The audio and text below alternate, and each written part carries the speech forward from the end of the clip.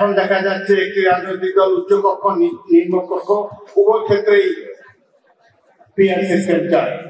এইভাবে নির্বাচনকে কেন বাধাগ্রস্ত করার চেষ্টা হচ্ছে এটি আমরা বুঝতে অক্ষম। যে গণভোট কবে হবে, নির্বাচনের আগে, নির্বাচনের দিন না নির্বাচনের পর।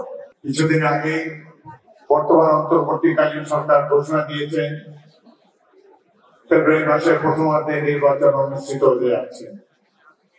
গত 17 বছর এই দেশে মানুষ ভোট দিতে পারে নাই। অধীর আগ্রহে তারা অপেক্ষা করে আছে কবে ব্যালট বক্সের নাগাল পাবে, কবে তারা তাদের কাঙ্ক্ষিত ব্যক্তিকে সমর্থন যোগাতে পারবে। কিন্তু এখনো নানা ধরনের বাধা বিঘ্নের মাধ্যমে জাতিকে অগ্রসর হতে হচ্ছে।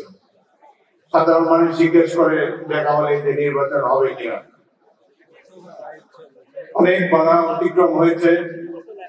ঐক্যমত পরিষদ, জাতীয় ঐক্যমত সংস্থা তারা শুরু করেছিলেন ভালো, শেষ মুহূর্তে কেন যে কাজ অসমাপ্ত রেখে চলে গেলেন এটি আমরা বুঝতে অক্ষম। এখন সর্বশেষ টানাপোড়েন হচ্ছে যে গণভোট কবে হবে, নির্বাচনের আগে, নির্বাচনের দিন না নির্বাচনের পর।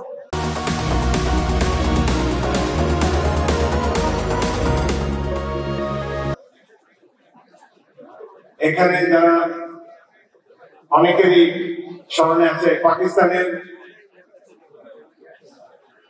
সামরিক শাসক জেনারেল জিয়াউল হক পাকিস্তানে একটি গণভোটের আয়োজন করেছিলেন।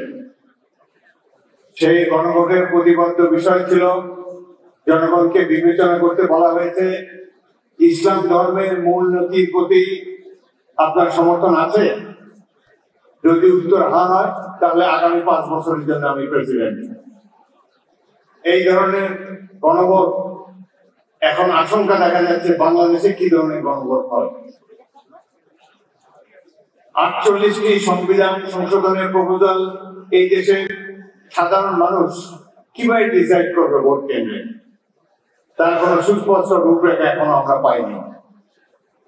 এখানে অধিকাংশ রাজনৈতিক দল এবং আমাদের দল বিএনপি জাতীয় জুলাই সনদ স্বাক্ষর করেছে, এটিকে বাস্তবায়নের জন্য আমরা প্রতিজ্ঞাবদ্ধ। তারপরেও এই গণভোটের যে কি প্রয়োজনীয়তা আমার মতো ক্ষুদ্র ব্যক্তি বুঝতে অক্ষম। আমরা সবাই তো এই ঘোষণা বাস্তবায়নের জন্য প্রতিজ্ঞাবদ্ধ।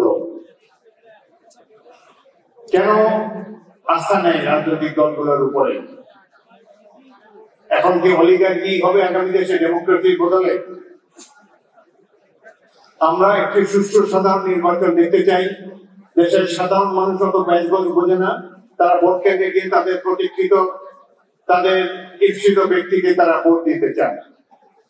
অনেক জিনিস নিয়ে আসা হয়েছে, আমাদের সামনে সর্বশেষে উপস্থাপন করা হয়েছে, যেগুলো নিয়ে আলাপ আলোচনা ঐক্যমত কমিশনের বৈঠকে হয়নি। একটি রাজনৈতিক দল, আরো কয়েকটি রাজনৈতিক দল উচ্চ কক্ষে তারা প্রপোর্শনাল রিপ্রেজেন্টেশন চায়। এখন দেখা যাচ্ছে একটি রাজনৈতিক দল উচ্চকক্ষ নিম্নকক্ষ উভয় ক্ষেত্রেই পিআর সিস্টেম চায়। এইভাবে নির্বাচনকে কেন বাধাগ্রস্ত করার চেষ্টা হচ্ছে এটি আমরা বুঝতে অক্ষম। যাই হোক, আমাদের মহাসচিব অন্যান্য নেতৃবৃন্দ বলবেন, আজকে এই দিনে আমার মনে হয় যে আমাদের সবাইকে গণতন্ত্রের প্রতি আরো আস্থাশীল হতে হবে। ফেব্রুয়ারিতে যখন নির্বাচন হবে, যারা জনগণের নির্বাচিত প্রতিনিধি হবেন তাদের উপরে আস্থা রাখা প্রয়োজন। তাদেরকে আগে থেকে তাদের উপরে কোনো কিছু চাপিয়ে দেওয়ার কোনো প্রয়োজন নাই। জাতীয় সংসদে যারা নির্বাচিত হয়ে আসবেন তারাই এই দেশের জনগণের প্রতিনিধি, তাদের উপরে আস্থা রাখা উচিত সবাই মিলে। আর একটি কথা হলো, ভারতে বসে মাফিয়া নেত্রী নির্বাচন বাধাগ্রস্ত করার জন্য অনেক সন্ত্রাসী কার্যক্রম আগামী দিনে পরিচালনা করবেন।